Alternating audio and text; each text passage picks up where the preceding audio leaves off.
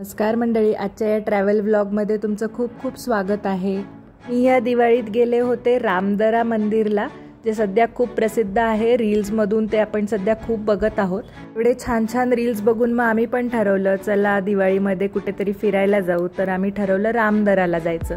तर मग आम्ही टाकलं गुगलवर मॅप लोकेशन, पण आम्हाला गुगलनी खूप फिरवून आणलं आणि आम्हाला रस्ताच मिळाला नाही। लिटरली रस्ताच नव्हता तिथे, सगळं चिखल झालेला होता रस्त्यावर आणि बरोबर रेल्वे ट्रॅकच्या बाजूने हा रस्ता आलेला। प्रॉपर जो रोड आहे तो वेगळाच आहे, हे आम्हाला नंतर कळालं।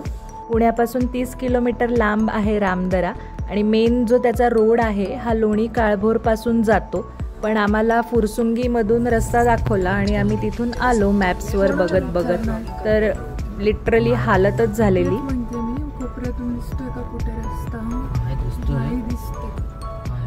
आपला वरचा मेन रोड आहे जिथे आपल्याला लागायचं,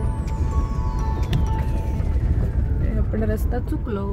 बोगदा आहे, बोगद्यात पाणी आहे पण। अरे बापरे, खूपच पाणी आहे। जाईल का पाण्यातून? किती पाणी आहे? थोडीशीच आहे, घालावी लागलं।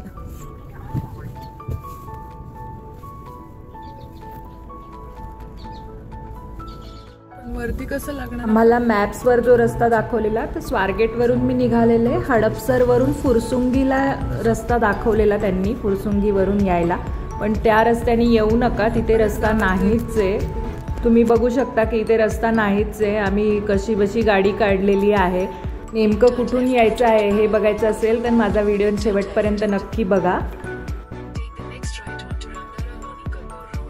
तुम्ही बघू शकता मॅपनी आम्हाला खूप फिरवलेलं आहे आणि शेवटी आम्ही आमचाच रस्ता शोधला आणि मेन रोड पर्यंत पोहोचलो। हा रस्ता दिसला, ये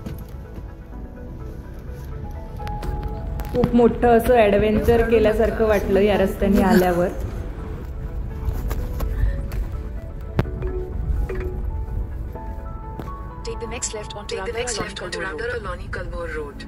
आता कुठे आपल्याला मेन रोड लागत आहे? रामदरा शिवालय श्री क्षेत्र असं आता बोर्ड दिसला बघ।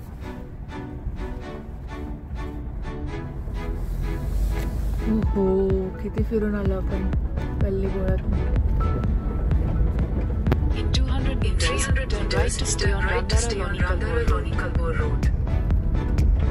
हा आपला मेन रोड होता आणि आपण इथून आलेलो आहे खालून।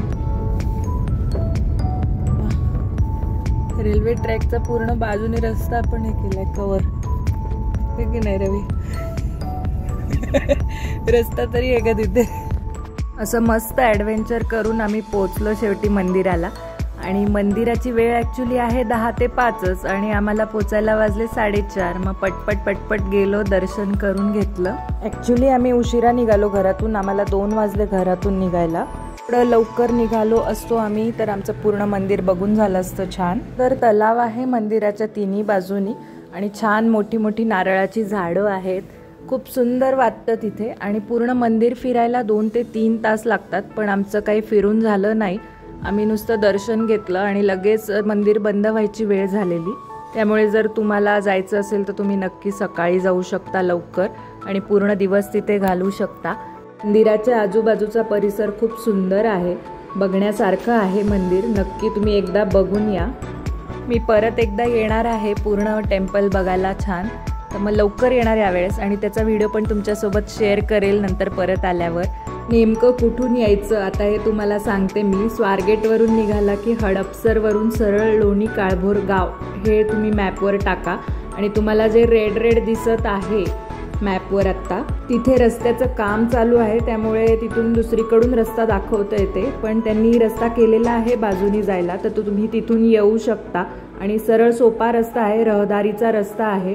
कारण दुसऱ्या रस्त्याने आलात तर कोणी सुद्धा दिसणार नाही तुम्हाला ॲक्च्युअल कोणता रस्ता आहे आणि आमची कशी ॲडव्हेंचरस ट्रिप झाली हे सांगण्यासाठीच मी हा स्पेशली व्हिडिओ बनवलेला आहे। मी रिसेंटली पहिल्यांदाच वंदे भारतमधून पण प्रवास केलेला, तर ती पण खूप मजेशीर गंमत झालेली तेव्हा पण, तर त्याचा व्हिडिओ पण तुमच्यासोबत नक्कीच शेअर करेल। तोपर्यंत माझ्या चॅनलला नक्की सबस्क्राईब करा अजून असे ट्रॅव्हल ब्लॉग बघायचे असतील तर। ज्या सर्वांचा प्रवास असाच मजेशीर आणि सुखकर हो। अशाच मजेशीर एखाद्या व्हिडिओमध्ये परत आपण भेटूयात. तोपर्यंत सर्वांना बाय.